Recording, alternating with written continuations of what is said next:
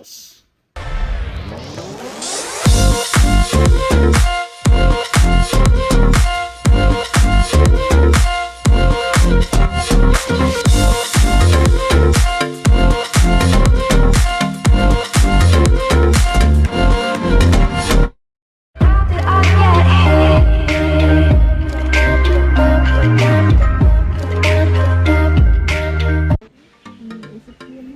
కొన్ని రోజుల నుంచి నేను పాపకి ఒక టాస్క్ ఇస్తున్నాను, కానీ తనకి అప్పట్లో చేయడం రాలేదు. కానీ వాళ్ళ ఎర్లీ మార్నింగ్ లేచేసరికి తన ఓన్గా తనే చేసింది నేను చెప్పకుండా.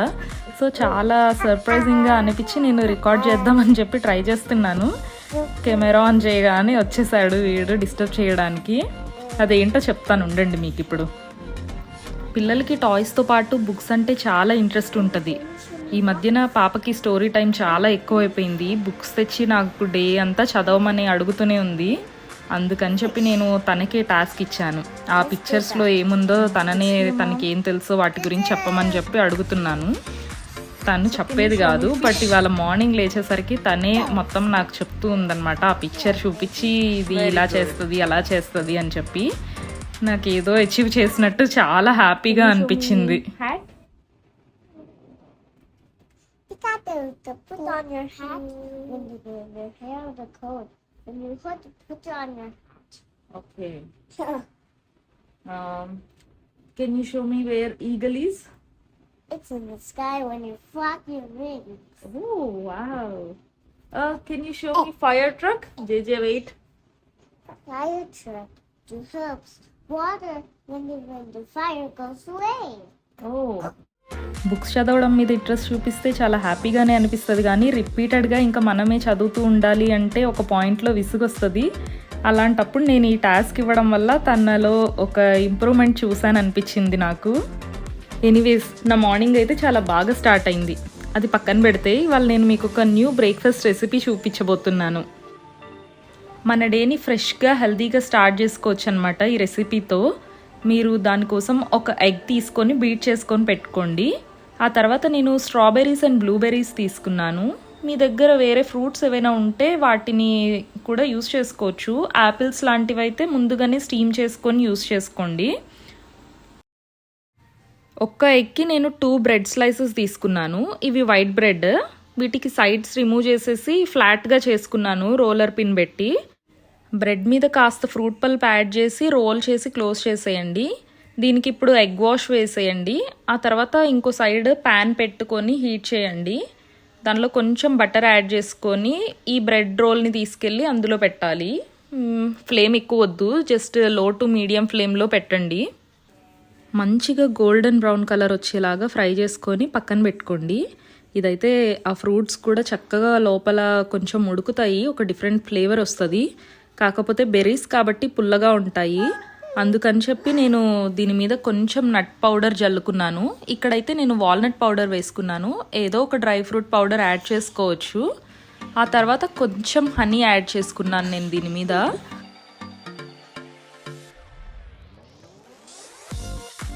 నాకు ఇది ఇష్టము, పిల్లలు కూడా చాలా బాగా తింటారు ఈ రెసిపీ చేసినప్పుడైతే.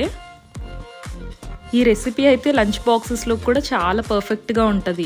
మనము అన్నీ హెల్దీవే వేసుకొని దీన్ని తయారు చేసుకున్నాం కదా, చాలా బాగుంటుంది. మీరు కూడా ట్రై చేయండి.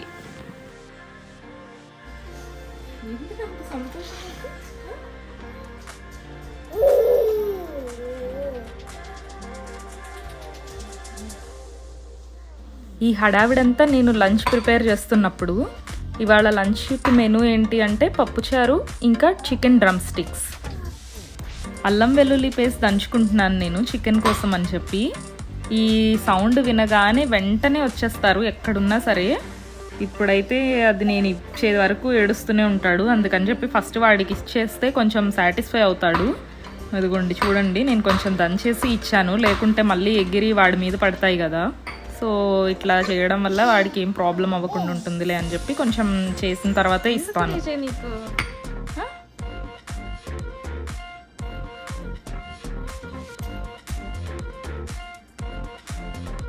థ్యాంక్ యూ జేజే.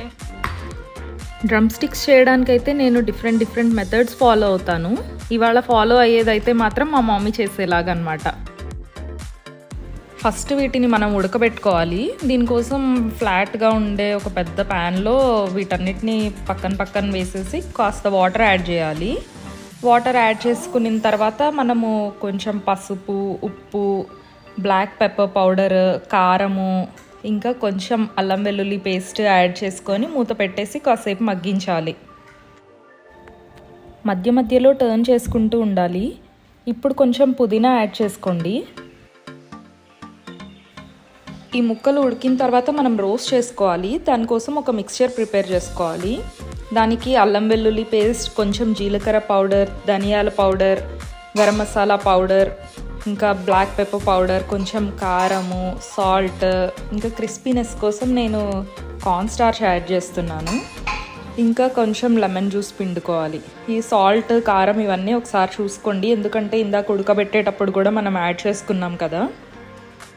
కొద్దిగా ఆయిల్ కూడా యాడ్ చేసుకోండి. నేను ఇక్కడ ఆలివ్ ఆయిల్ యూస్ చేస్తున్నాను. వాటర్ అంతా ఇంకిపోయే వరకు ఉడకబెట్టుకోవాలి. సో వాటర్ అంతా అయిపోయినాయి కదా, ఇప్పుడు ఇంకా స్టవ్ ఆఫ్ చేసుకోవాలి. నేను ఇప్పుడు వీటిని ఓవెన్లో బేక్ చేద్దాం అనుకుంటున్నాను. దానికోసం ఓవెన్ని 400 degreesలో ప్రీహీట్ చేసుకుంటున్నాను. వీటి మీద మనం మిక్స్ చేసి పెట్టుకున్న పేస్ట్ ఉంది కదా, అది కొంచెం అప్లై చేసేసి నేను ట్రే మీద పెట్టేస్తున్నాను.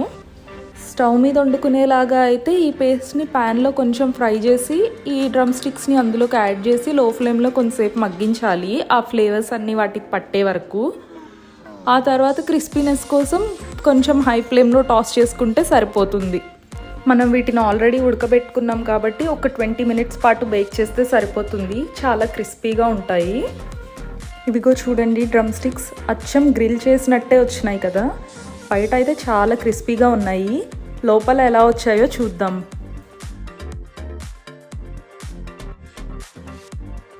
చాలా జ్యూసీగా ఉన్నాయి కదా. ఇలా ఉంటే చాలా బాగుంటాయి తినడానికి, బయట క్రిస్పీగా లోపల జ్యూసీగా.